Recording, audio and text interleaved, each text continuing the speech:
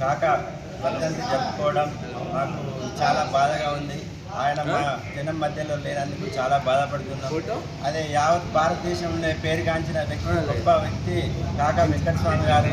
ఆయన గుడిసెల వెంకటస్వామిగా పేరు పొంది ప్రజాసేవకుడైనాడు. అదే బాటలో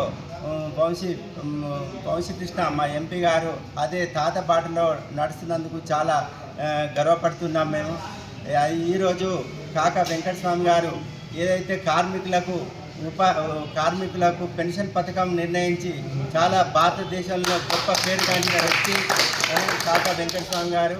మనకు ఎన్నో సేవలు అందించి ఈరోజు మన మధ్యలో మన గుండెల్లో ఎప్పుడూ నిలిచేలాగా మనం స్మరిస్తూ ఉండాలని చెప్పి ఆయన పేరు కొనియాడాలి.